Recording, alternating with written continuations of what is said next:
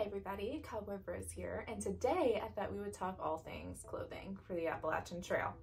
So these are decisions that I've kind of made based on experience, taking these clothes out on shakedown hikes, reading things online, watching other people's videos, and this is kind of the array of clothing I've settled on to take on my Appalachian Trail hike this year.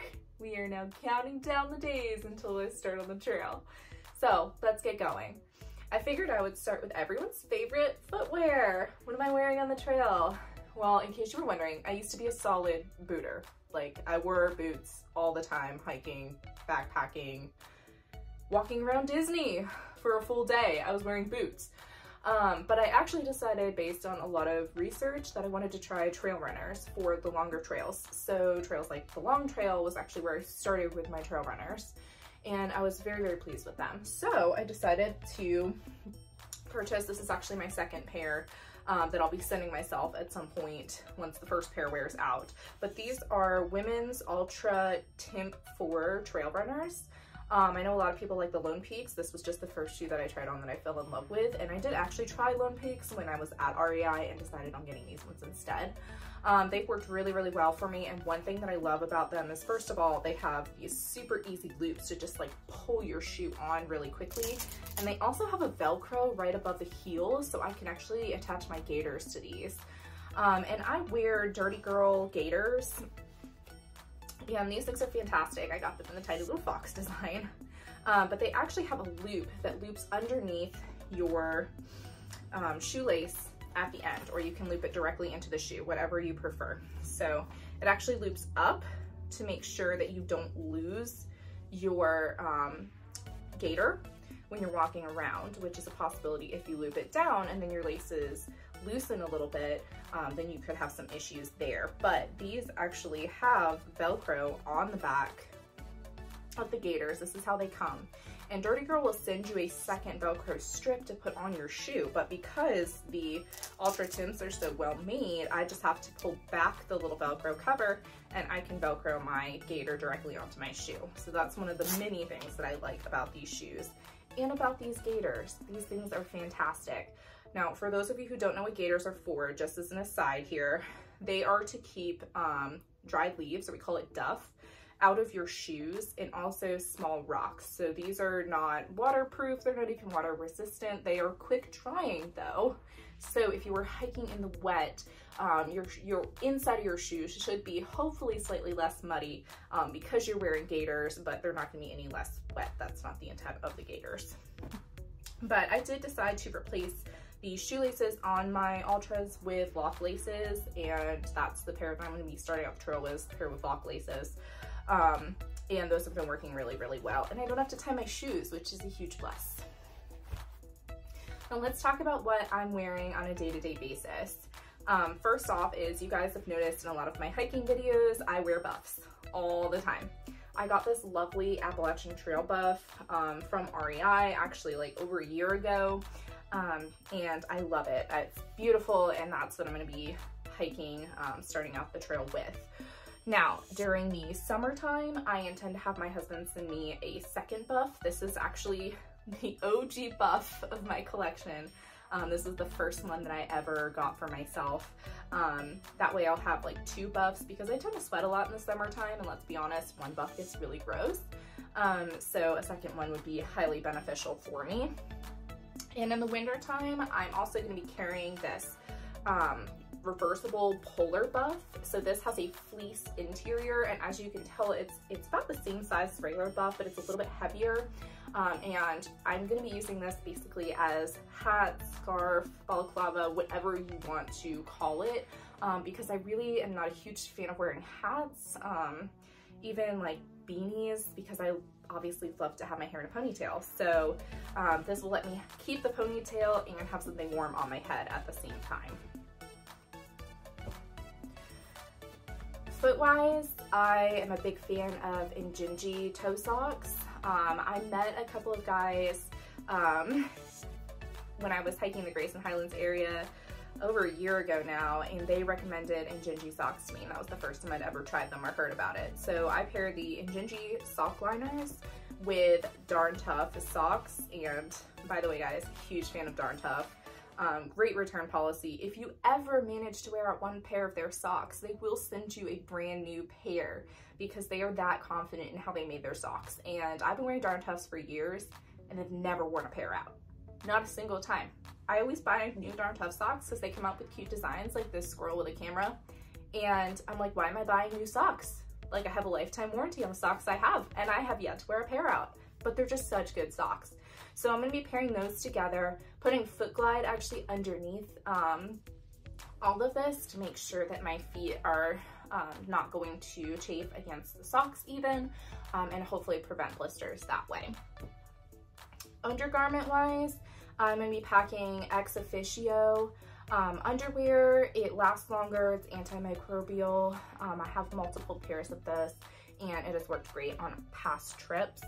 I also got an Ex Officio bra, and this is very, very comfortable for me.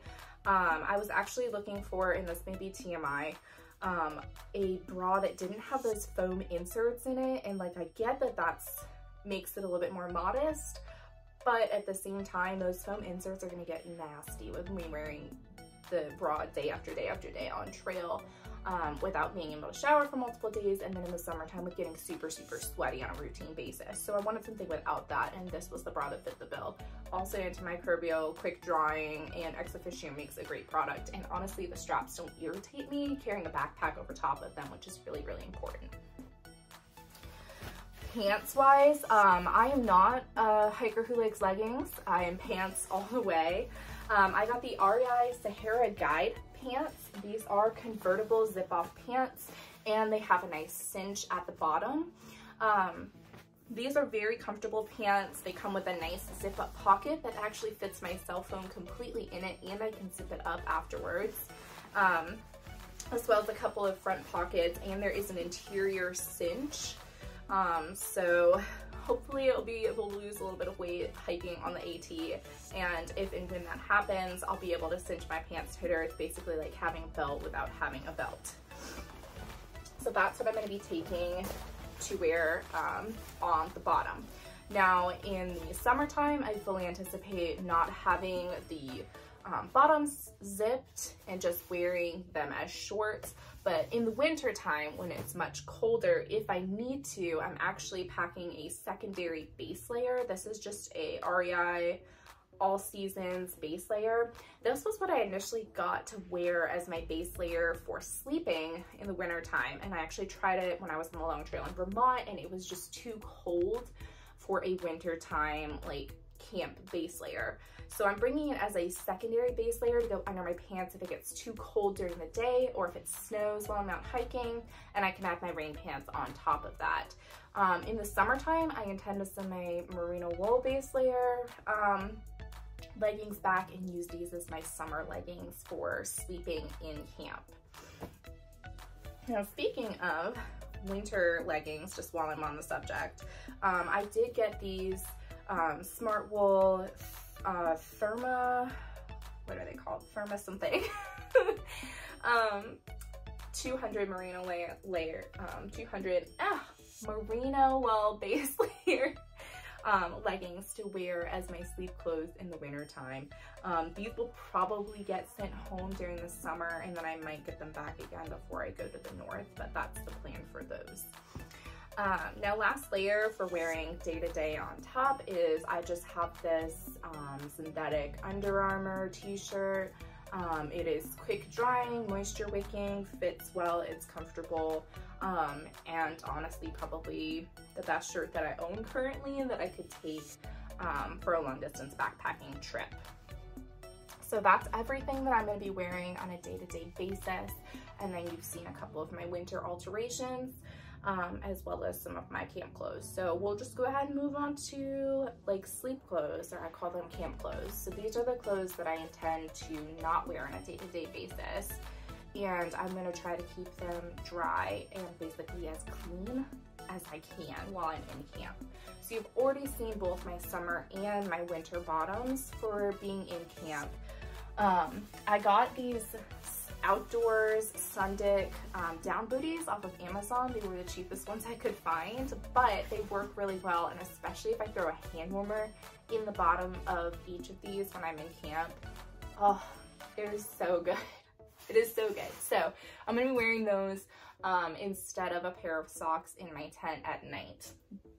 I also have this REI merino wool 3/4 zip top that I'm planning to wear as my camp base layer throughout the entire trip. I love that it has the zipper on top. It gives me a little bit more breathability up there, and the design is really fun. I have a pair of clean underwear just to sleep in. Don't ask me why, it's one of my pet peeves. I really like having clean underwear. That's just a me thing. I also, and I may send this home at some point, depending on how much I do or do not use it, but I have a town dress just as something lightweight and more normal looking than rain gear to wear while I'm doing laundry while I'm in town, or if I'm doing errands while I'm in town. Again, may send that home at some point because it might just be unnecessary weight, but I'm gonna start out with it and see if I like it. Now, as extra clothes, because we all pack extra things, or at least most of us do, I have another secondary bra and underwear just so that partway through a week, especially in the summertime when everything is sweaty and gross and smells disgusting and feels disgusting and is super salty from being sweaty, I like to change just at least my base layer midweek. It just makes me feel much more human when I'm on trail. And then I also have 2 extra pairs of socks. I know a lot of you will say that this is overkill because I have 2 full extra pairs of socks, like the liner and the sock. But again, my feet are literally my most important tool when I'm out on the trail. So I wanna make sure that I take good care of them. And part of that is, you know, if I have socks that are super sweaty so they stay wet overnight, or if they get frozen overnight, I don't wanna have to put those same socks back on again. Especially if, like, yesterday it was pouring down rain, and then today, you know, the trail is dry because I'm going to be above where it was pouring down rain or something like that. I don't want to wear a wet pair of socks when I could wear a dry pair and prevent my feet from potentially getting blisters. Again, that's a me thing. Now let's talk some winter and some summer variations. So for winter time, I have a Eastern Mountain Sports Polar Tech. It's like a semi-synthetic fleece-like mid-layer. It does not have a hood, but honestly, like I said, I'm not a huge fan of wearing hoods. I prefer to wear a buff, so either the regular buff or the polar buff. And this thing is honestly fantastic. It keeps me warm, it keeps me relatively dry, and it's just a really good layer. I also have these waterproof gloves. These are the Sirius brand. I am wearing a women's large. Normally I am a small size glove, but these women's gloves, for whatever reason, run really tight. So I got a size large. In theory, these are waterproof, weatherproof gloves. I don't know how warm they're gonna be because I just got these for Christmas. Thank you to my mother-in-law. But I'll be able to use them instead of getting something like rain mitts, or using, if you guys watched my long trail video, the latex cleaning gloves that I got for like $5 at CVS. So I'm hoping that these will serve me a little bit better than those did. I'm also going to be bringing with me, and these are a big bulky item, but they are sealskin socks. This was something, again, that I saw through a lot of different recommendations. One of my big fears with wearing trail runners instead of boots is that I've been out in the snow in March before on trail, and wearing boots, you don't really have to worry as much about the cold, wet snow like soaking into your feet and causing potentially like frostbite on your toes. But in trail runners, because they're designed to just let things flow through them, like water and snow, which will eventually melt into water on your hot little feet, I'm worried about my toes getting too cold. So these are like triple lined waterproof socks that if I were to be out in the snow, I would be planning to wear these not to keep my shoes dry, but to keep my feet from getting too cold in the winter time. And I'm hoping I'll be able to send these home relatively soon because these suckers are heavy. Now, a summer variation I'm going to be bringing, as I told you guys already, I do not like hats, but when you're wearing bug netting, you need a hat to keep it off your face, and this will also help keep the sunshine off my face. This was a hat that I got last year when I went to Mount Rogers Outfitters in Virginia, so it does have the little AT with Virginia symbol on it, and it's a little bit more breathable in the back, but I'm going to be bringing that in order to keep bug netting off my face. And on the subject of bug netting, I actually got a bug jacket because I would like to be able to hike in as few layers as possible during the summertime and not get eaten alive by mosquitoes. And it also comes with a hood that zips up at the bottom, which I can wear with my hat and therefore keep mosquitoes from swarming my face.